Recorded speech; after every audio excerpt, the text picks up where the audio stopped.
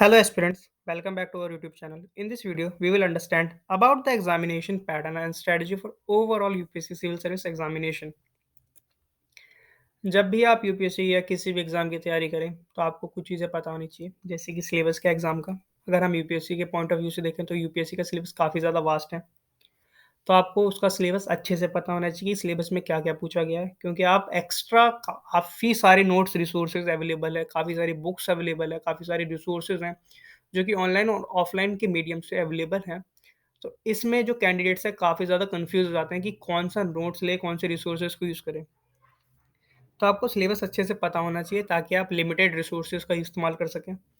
Previous year questions paper आपने at least 1 या 2 साल के चेक किए हों, ताकि आपको एक ओवरऑल कट ऑफ आइडिया आ जाए कि हाँ, किस टाइप के क्वेश्चंस पूछे जाते हैं और किस लेवल के क्वेश्चन पूछे जाते हैं, ताकि आप उस अपनी जो प्रिपरेशन है, उस लेवल की कर सकें। आपको टाइम मैनेजमेंट मास्टर करना पड़ेगा अपने प्रिपरेशन के दौरान, क्योंकि यूपीएससी का सिलेबस काफ़ी ज़्यादा वास्ट होने की वजह से काफ़ी सारे बच्चे 1 साल पूरा 1 साल अपना डिवोट करने के बाद भी पहले ही साल में वो फेल हो जाते हैं। बट बहुत से ऐसे एस्पिरेंट्स भी देखे हैं, बहुत से टॉपर्स भी देखे हैं, हमने काफ़ी ज़्यादा टॉपर्स के साथ इंटरैक्ट किया है, तो उन्होंने ये जो टाइम मैनेजमेंट के बारे में है, उन्होंने ये चीज़ कही है। वो टाइम मैनेजमेंट उन्होंने प्रिपरेशन में मास्टर की, इसी वजह से फर्स्ट ईयर में ही, फर्स्ट अटेम्प्ट में ही उन्होंने ये क्लियर कर पाया। रिवीजन मास्टर करना आपके लिए बहुत ज़्यादा ज़रूरी है। रिवीजन एक ऐसी चीज़ है जो कि आपको करना बहुत ज़रूरी है, क्योंकि यूपीएससी का सिलेबस काफ़ी ज़्यादा वास्ट है। तो आप इतनी सारी चीज़ों को एक साथ रिमेंबर नहीं कर सकते। तो जो भी आप दिन में पढ़ें उसे रिवाइज़ कीजिए, जो भी एक हफ्ते में पढ़े उसे संडे को रिवाइज़ कीजिए, जो भी आप महीने में पढ़े उसे लास्ट के 2 या 3 दिन में रिवाइज़ कीजिए। तो जितना ज़्यादा आप रिवाइज़ करेंगे उतना ज़्यादा आपको अच्छे से याद रह पाएगा। अपनी प्रिपरेशन के दौरान आपको राइटिंग स्किल्स पे भी ध्यान देना पड़ेगा, क्योंकि आप जितना भी रिवाइज़ करें या जितने भी नोट्स बनाए हों आपने या जितना भी आपने कुछ भी पढ़ा हो, बट अगर आप अपने खुद के वर्ड्स में आप उसे पेपर पे नहीं लिख सकते, तो उस पढ़ाई का भी कोई फ़ायदा नहीं होगा, क्योंकि आप उस चीज़ के लिए क्वालीफ़ाई नहीं कर पाएँगे। अपने प्रिपरेशन के दौरान अपने आप को आप किस लेवल पे हैं, कहाँ पे लाई करते हैं, कितनी प्रिपरेशन आपकी हो रखी है, तो इस चीज़ को जानने के लिए आप mock test and practice test दे सकते हैं, किसी भी रेप्यूटेड कोचिंग इंस्टीट्यूट का या ऑनलाइन या offline as suitable for you. आपको पता होना चाहिए कि आप किस सर्विस के लिए जाना चाहते हैं और किस पोस्ट के लिए अप्लाई करना चाहते हैं और आपका मोटिव क्या है कि आप यूपीएससी क्यों देना चाहते हैं। फॉर एग्ज़ाम्पल बहुत से सिविल सर्वेंट एस्पिरेंट आईएएस बनना चाहते हैं, तो वो आईएएस के लिए प्रिपेयर करते हैं। सबका सिलेबस सेम ही है, बट आपको डिसाइड करना है कि आप किस सर्विस में जाना चाहते हैं या किस पोस्ट के लिए जाना चाहते हैं। वैसे ऑल इंडिया सर्विसेज़ की बात करें तो भारत में ऑल इंडिया सर्विसेज़ 3 हैं, जैसे IAS, Indian administrative service, Indian foreign service IFS या इंडियन पुलिस सर्विस आईपीएस। ये कुछ 29 सर्विसेज़ हैं, जिसे आप देख सकते हैं। अगर आप चाहते हैं तो मैं इन पे पर्टिकुलर अलग-अलग वीडियोज़ बना सकता हूँ। अगर आप चाहें तो उसके लिए आप कमेंट कर दीजिएगा। हम प्लान ऑफ एग्ज़ामिनेशन की बात करते हैं तो सिविल सर्विस एग्ज़ाम 2 स्टेजेस में कराई जाती है। पहले स्टेज को कहते हैं प्रीलिम्स, दूसरे को कहते हैं मेंस। मेंस में आपके 2 पार्ट हैं, एक होता है रिटन, दूसरा है इंटरव्यू या पर्सनैलिटी टेस्ट, जो कि आपको क्वालीफाई करना पड़ता है। अगर हम प्रीलिम्स की बात करें तो प्रीलिम्स में 2 पेपर होते हैं, जीएस 1 एंड जीएस 2, दोनों पेपर 200 के नंबर के होते हैं। और जो पहला पेपर है, वो आपके मेंस से ही कुछ हिस्से होते हैं। मेंस के जो आपने मेंस में जो आपने जीएस पढ़ेंगे आप मेंस के लिए, उसी में से पूछा जाता है। कुछ ऑब्जेक्टिव टाइप क्वेश्चन्स होते हैं। सारे जो क्वेश्चन्स हैं प्रीलिम्स में ऑब्जेक्टिव टाइप होते हैं, लेकिन वो जो क्वेश्चन्स हैं उसी टॉपिक से पूछा जाता है।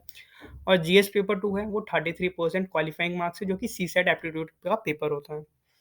इसमें आपको जनरल नॉर्मल से मैथमेटिक्स क्वेश्चन्स और इंटीग्रेशन एंड टाइप के interpretation and data numeracy type के क्वेश्चन पूछे जाते हैं, जो कि 10th लेवल के होते हैं। इसमें 11th या 12th की मैथमेटिक्स का कोई यूज़ नहीं है, सिर्फ 10th लेवल तक की बेसिक मैथ्स पूछी जाती है, जो कि हर किसी ने पढ़ी होगी अपने स्कूल टाइम में, तो आप इसको टेंशन नहीं सकते। बट हाँ, आपको प्रीलिम्स के पेपर को हल्के में नहीं लेना, इसे क्वालीफाई करोगे तभी आप मेंस के लिए बैठ पाओगे, तो ये आपको क्वालीफाई करना काफ़ी ज़्यादा ज़रूरी है। बहुत से कैंडिडेट इसको हल्के में ले लेते हैं, क्योंकि ये सिर्फ क्वालीफाइंग इन नेचर है और इसके मार्क्स कहीं नहीं जुड़ते हैं। तो फर्स्ट बार में ही वो प्रीलिम्स में आउट हो जाते हैं। तो ऐसा मत करना, आप प्रीलिम्स के पेपर को हल्के में मत लेना। लेकिन हाँ, इसको इतने ज़्यादा लाइट इतना भी मत लेना कि हाँ, आप इसमें 200 में से 200 नंबर ला रहे हो, इसका भी कोई मतलब नहीं है। सिर्फ़ इसे क्वालीफ़ाई करना है, इसे कट ऑफ स्कोर करनी है बस, और कुछ नहीं करना है इसमें। तो इसको अपने अकॉर्डिंगली आप मेंस और प्रीलिम्स की जब प्रिपरेशन करें, तो इसको अपने अकॉर्डिंगली सेट कर लें।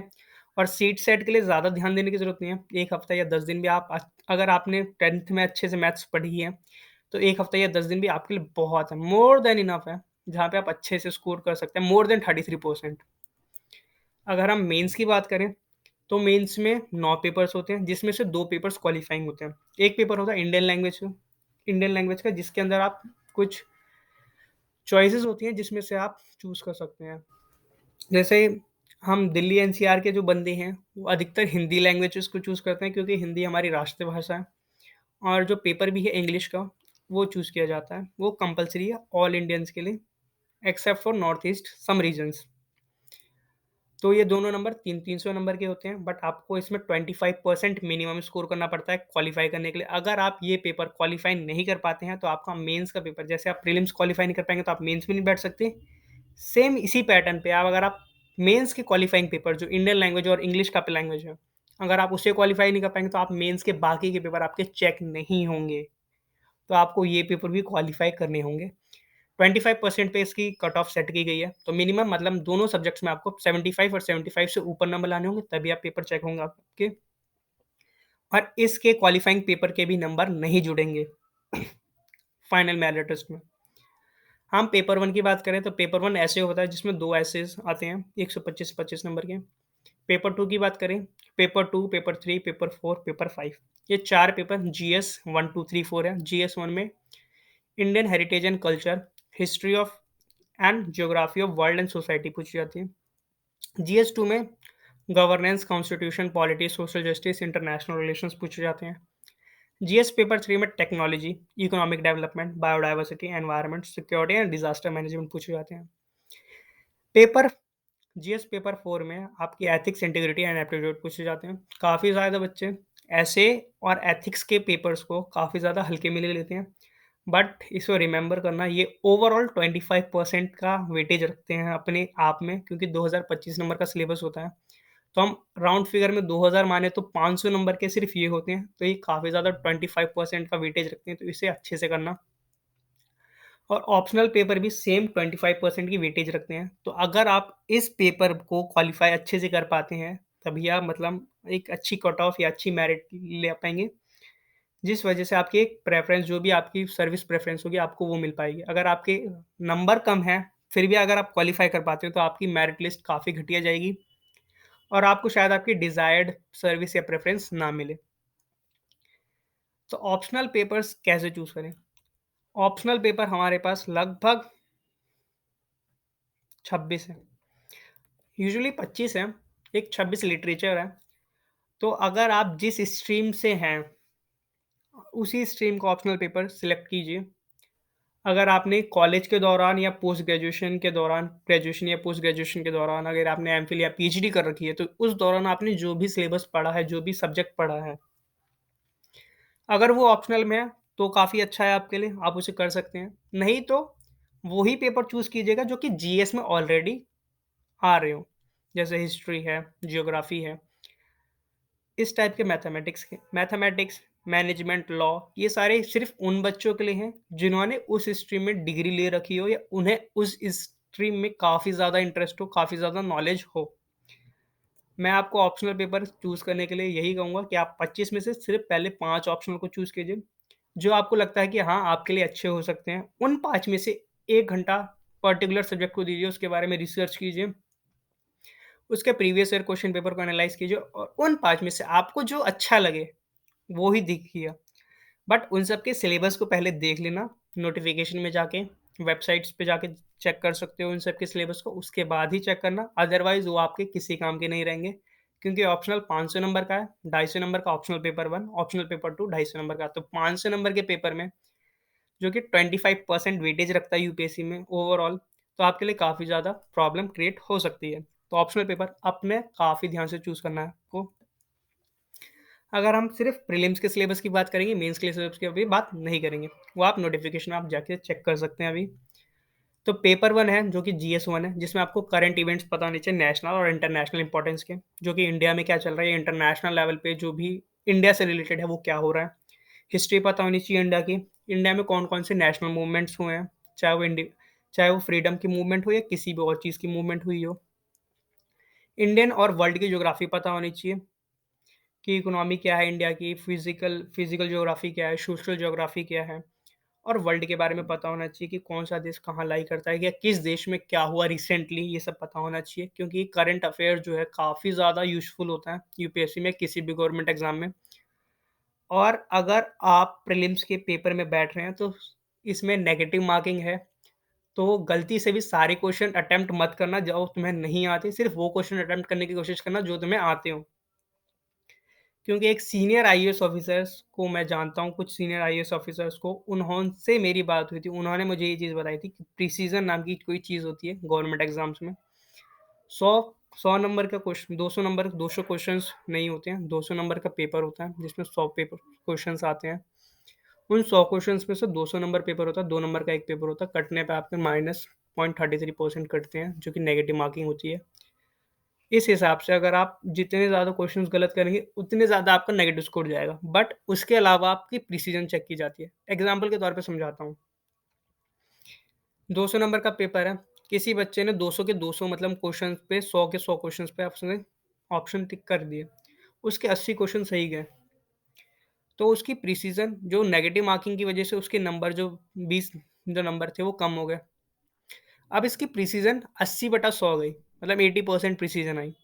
वही दूसरे बच्चे ने 80 क्वेश्चन ही अटेम्प्ट किए और 100 में से 80 क्वेश्चन अटेम्प्ट किए तो उसकी प्रिसिज़न 100% हो गई और उसके मार्क्स भी ठीक आए, नेगेटिव मार्किंग गई नहीं। इसके मार्क्स भी कम हो गए, इसकी प्रिसिज़न भी कम हो गई। तो इस हिसाब से जो पहला बच्चा है उसको फर्स्ट प्रेफ़रेंस मिली जाएगी क्वालीफाई के लिए, क्योंकि प्रीलिम्स में सिर्फ़ 12% मतलब 12 गुना जितनी भी वैकेंसीज़ है उससे 12 से 13 गुना ही बच्चों को सिलेक्ट किया जाता है, उससे ज़्यादा बच्चों को सिलेक्ट नहीं किया जाता है।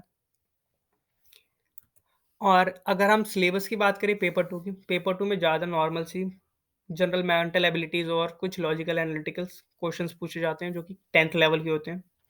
इसमें आपको ज़्यादा कुछ नहीं करना होता, बस नॉर्मल आप पढ़ सकते हैं।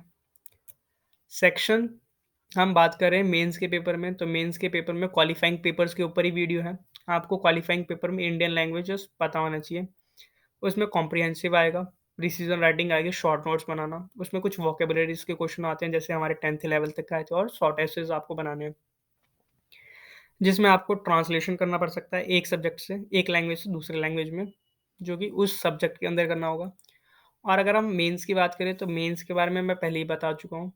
ऑप्शनल पेपर आपको खुद डिसाइड करना है कि आपको कौन-सा ऑप्शनल पेपर लेना है। और प्रीलिम्स की जो स्ट्रैटेजी बताई मैंने कि उसमें नेगेटिव मार्किंग है और प्रिसिजन चेक की जाती है। तो इस अकॉर्डिंगली उस चीज़ को काफ़ी ध्यान में रखना और सारे क्वेश्चन्स अटेम्प्ट करने की ज़रूरत नहीं है। सिर्फ़ वही क्वेश्चन अटेम्प्ट करना जो तुम्हें आते हो या तुम उसके लिए 100% श्योर हो कि ये क्वेश्चन आंसर ये सही होगा। अगर तुम सारे क्वेश्चन करोगे तो आपकी मार्क्स भी नेगेटिव मार्किंग की वजह से आपके मार्क्स भी कम हो जाएँगे और प्रिसिजन कम हो जाएगी तो दूसरे बच्चे को ज़्यादा प्रेफ़रेंस मिलेगी। तो ऐसा बिल्कुल मत करना। अगर आपको जो क्वेश्चन भले क्वेश्चन कम हो क्योंकि आपको सिर्फ़ इसे क्वालीफ़ाई करना है। इसमें आपको टॉप करके कोई कुछ नहीं मिलने वाला, सिर्फ़ आपको इसे क्वालीफ़ाई करना है। लेकिन मेरिट में आने के लिए कम से कम 8 से 10 लाख बच्चे पेपर देते हैं और वैकेंसी 700 है, तो 700 वैकेंसी के हिसाब से भी आपको ज़्यादा बच्चे इस पेपर को क्वालीफ़ाई नहीं कर पाएँगे। करीब 8,500 या 9,000 बच्चे ही प्रीलिम्स के पेपर को क्वालीफ़ाई करके मेंस में जा पाते हैं। तो इस चीज़ को काफ़ी ध्यान देना क्योंकि 8 से 10 लाख बच्चे पेपर दे रहे हैं, तो ये काफ़ी कम रेशियो हो गया। तो उस लिस्ट में नाम बनाने के लिए ऐसी गलती मत करना। And good luck, wishing you all the very best for your preparation और thank you for watching our video.